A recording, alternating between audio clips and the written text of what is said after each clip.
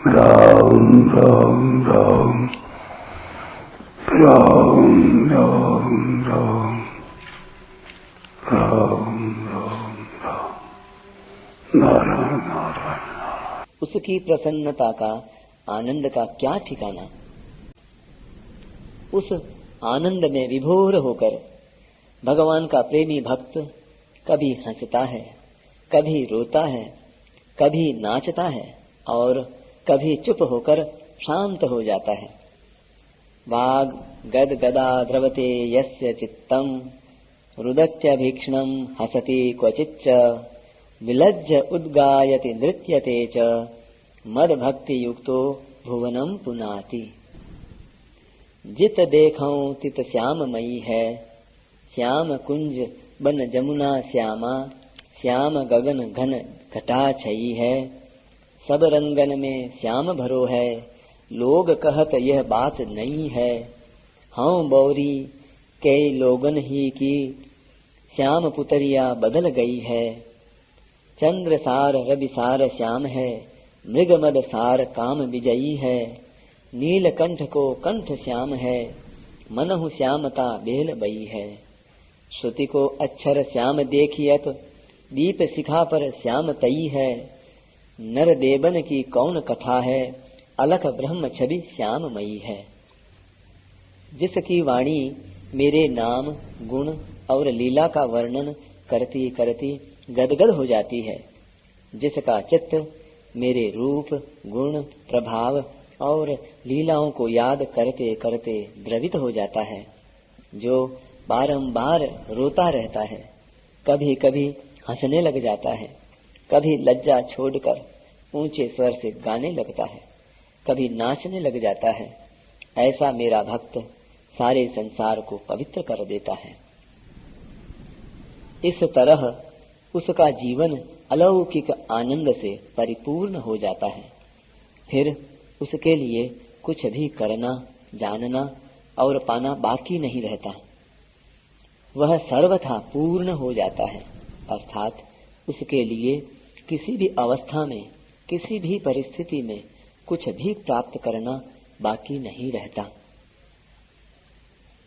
जो भक्ति मार्ग पर चलता है वह यह सत है और यह असत है, इस विवेक को लेकर नहीं चलता। उसमें विवेक ज्ञान की प्रधानता नहीं रहती, उसमें केवल भगवत भाव की ही प्रधानता रहती है। केवल भगवत भाव की प्रधानता रहने के कारण उसके लिए यह सब संसार चिन्मय हो जाता है। उसकी दृष्टि में जड़ता रहती ही नहीं। भगवान में तल्लीनता होने से भक्त का शरीर भी जड़ नहीं रहता, प्रत्युत चिन्मय हो जाता है। जैसे मीराबाई का शरीर चिन्मय होने से भगवान के विग्रह में लीन हो गया था। ज्ञान मार्ग में जहाँ सत असत का विवेक होता है, वहाँ परिणाम में सत असत दो की सत्ता नहीं रहती, केवल सत स्वरूप ही रह जाता है। परंतु भक्ति मार्ग में सत असत सब कुछ भगवत स्वरूप ही हो जाता है। फिर भक्त भगवत स्वरूप संसार की सेवा करता है। सेवा में पहले तो सेवा, सेवक और सेव्य, ये तीन होते हैं। परंतु जब भगवत भाव की अत्यधिक गाढ़ता हो जाती है, तब सेवक भाव की विस्मृति हो जाती है। फिर भक्त स्वयं सेवा रूप होकर सेव्य में लीन हो जाता है। केवल एक भगवत तत्व ही शेष रह जाता है। इस तरह भगवत भाव में तल्लीन हुए भगवान के प्रेमी भक्त जहाँ कहीं भी विचरते हैं, वहाँ उनके दर्शन, स्पर्श, भाषण आदि का प्राणियों पर बड़ा असर पड़ता है। जब तक मनुष्यों की पदार्थों में भोग बुद्धि रहती है, तब तक उनको उन पदार्थों का वास्तविक स्वरूप समझ में नहीं आता। परंतु जब भोग बुद्धि सर्वथा हट जाती है, तब केवल भगवत स्वरूप ही देखने में आ जाता है। मार्मिक बात, वासुदेवः सर्वम, इस तत्व को समझने के दो प्रकार हैं। पहला, संसार का अभाव करके परमात्मा को रखना, अर्थात संसार नहीं है और परमात्मा है। दूसरा, सब कुछ भगवान ही भगवान है। इसमें जो परिवर्तन दिखता है वह भी भगवान का ही स्वरूप है, क्योंकि भगवान के सिवाय उसकी कोई स्वतंत्र सत्ता नहीं है। उपर्युक्त दोनों ही प्रकार साधकों के लिए हैं। जिस साधक का पदार्थों को लेकर संसार में आकर्षण है, संसार में राग है, उसको यह सब कुछ नहीं है, केवल परमात्मा ही है, इस प्रणाली को अपनाना चाहिए। जिस साधक का पदार्थों को लेकर संसार में किंचित मात्र भी आकर्षण नहीं है और जो केवल भगवान के स्मरण, चिंतन, जप, कीर्तन आदि में लगा रहता है, उसको संसार रूप से सब कुछ भगवान ही है, इस प्रणाली को अपनाना चाहिए। वास्तव में देखा जाए तो ये दोनों प्रणालियां तत्व से एक ही हैं। इन दोनों में फर्क इतना ही है कि जैसे सोने में गहने और गहनों के नाम, रूप, आकृति आदि अलग अलग होते हुए भी सब कुछ सोना ही सोना जानना। जहाँ पर संसार का अभाव करके परमात्मा को तत्व से जानना है, वहाँ विवेक की प्रधानता है, और जहाँ संसार को भगवत स्वरूप मानना है, वहाँ भाव की प्रधानता है। निर्गुण के उपासकों में विवेक की प्रधानता होती है और सगुण के उपासकों में भाव की प्रधानता होती है। संसार का अभाव करके परमात्म तत्व को जानना भी तत्व से जानना है और संसार को भगवत स्वरूप मानना भी तत्व से जानना है। कारण कि वास्तव में तत्व एक ही है।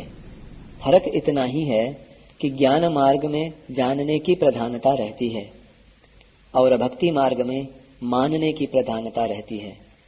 इसलिए भगवान ने ज्ञान मार्ग में मानने को भी जानने के अर्थ में लिया है, इति मत्वा न सज्जते, और भक्ति मार्ग में जानने को भी मानने के अर्थ में लिया है। इसमें एक खास बात समझने की है कि परमात्मा को जानना और मानना दोनों ही ज्ञान हैं, तथा संसार को सत्ता देकर संसार को जानना और मानना दोनों ही अज्ञान है। संसार को तत्व से जानने पर संसार की स्वतंत्र सत्ता का अभाव हो जाता है और परमात्मा को तत्व से जानने पर परमात्मा का अनुभव हो जाता है। ऐसे ही संसार भगवत स्वरूप है, ऐसा दृढ़ता से मानने पर संसार की स्वतंत्र सत्ता का अभाव हो जाता है और फिर संसार संसार रूप से न दिखकर भगवत स्वरूप दिखने लग जाता है। तात्पर्य है कि परमात्म तत्व का अनुभव होने पर जानना और मानना दोनों एक हो जाते हैं। इति ज्ञानवान माम प्रपद्यते, जो प्रतिक्षण बदलने वाले संसार की सत्ता को मानते हैं वे अज्ञानी हैं, मूढ़ हैं, परंतु जिनकी दृष्टि कभी न बदलने वाले भगवत तत्व की तरफ रहती है वे ज्ञानवान हैं, असम्मूढ़ हैं। ज्ञानवान कहने का तात्पर्य है कि वह तत्व से समझता है कि सब जगह, सब में और सबके रूप में वस्तुतः एक भगवान ही हैं। ऐसे ज्ञानवान को ही आगे 15वें अध्याय के 19वें श्लोक में सर्वविद कहा गया है। ज्ञानवान की शरणागति अर्थार्थी, आर्त और जिज्ञासु भक्तों की तरह नहीं है। भगवान ने ज्ञानी को अपनी आत्मा बताया है। ज्ञानी त्वात्मैव मे मतम। जब ज्ञानी भगवान की आत्मा हुआ तो ज्ञानी की आत्मा भगवान हुए। अतः एक भगवत तत्व के सिवाय दूसरी सत्ता ही नहीं रही। इसलिए ज्ञानी की शरणागति उन तीनों भक्तों से विलक्षण होती है। उसके अनुभव में एक भगवत तत्व के सिवाय कोई दूसरी सत्ता होती ही नहीं। यही उसकी शरणागति है। भगवान की दृष्टि में अपने सिवाय कोई अन्य तत्व है ही नहीं। मयि सर्वमिदं प्रोतम सूत्रे मणिगणा इव। जैसे सूत की माला में मणियों की जगह सूत की गांठ लगा दी तो माला में सूत के सिवाय अन्य क्या रहा, केवल सूत ही रहा। हाँ, दिखने में गांठें अलग दिखती हैं और धागा अलग दिखता है, परंतु तत्व से एक ही चीज है, एक ही सूत है। ऐसे ही परमात्मा संसार में व्यापक दिखते हैं, परंतु तत्व से परमात्मा और संसार एक ही है। उनमें व्याप्य व्यापक का भाव नहीं है, अतः सब कुछ एक वासुदेव ही है। ऐसा जिसको अनुभव होता है वह भी भगवत स्वरूप ही हुआ। भगवत स्वरूप हो जाना ही उसकी शरणागति है। स महात्मा सुदुर्लभः।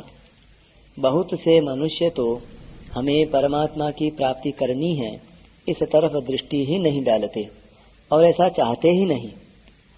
जो इस तरफ दृष्टि डालते हैं वे भी उत्कंठा पूर्वक अनन्य भाव से अपने जीवन को सफल करने में नहीं लगते। जो अपना कल्याण करने में लगते हैं वे भी मूर्खता के कारण परमात्मा प्राप्ति से निराश होकर अपने असली अवसर को खो देते हैं, जिससे वे परम लाभ से वंचित रह जाते हैं। इसी अध्याय के 3 श्लोक में भगवान ने कहा है कि मनुष्यों में हजारों और हजारों में कोई एक मनुष्य वास्तविक सिद्धि के लिए यत्न करता है। यत्न करने वाले उन सिद्धों में भी कोई एक मनुष्य सब कुछ वासुदेव ही है, ऐसा तत्व से जानता है। ऐसा तत्व से जानने वाला महात्मा अत्यंत दुर्लभ है। इसका तात्पर्य यह नहीं है कि परमात्मा दुर्लभ है, प्रत्युत सच्चे हृदय से परमात्मा प्राप्ति के लिए लगने वाले दुर्लभ हैं। सच्चे हृदय से परमात्मा प्राप्ति के लिए लगने पर मनुष्य मात्र को परमात्मा प्राप्ति हो सकती है, क्योंकि उसकी प्राप्ति के लिए ही मनुष्य शरीर मिला है। संसार में सब के सब मनुष्य धनी नहीं हो सकते। सांसारिक भोग सामग्री सबको समान रीति से नहीं मिल सकती, परंतु जो परमात्म तत्व भगवान शंकर को प्राप्त है, सनकादिकों को प्राप्त है, नारद वशिष्ठ आदि देवर्षि महर्षियों को प्राप्त है, वही तत्व सब मनुष्यों को समान रूप से अवश्य प्राप्त हो सकता है। इसलिए मनुष्य को ऐसा दुर्लभ अवसर कभी नहीं खोना चाहिए। भगवान की यह एक अलौकिक विलक्षणता है कि वे भूखे के लिए अन्न रूप से, प्यासे के लिए जल रूप से और विषयी के लिए शब्द, स्पर्श, रूप, रस और गंध रूप से बनकर आते हैं। वे ही मन, बुद्धि, इंद्रियां बनकर आते हैं।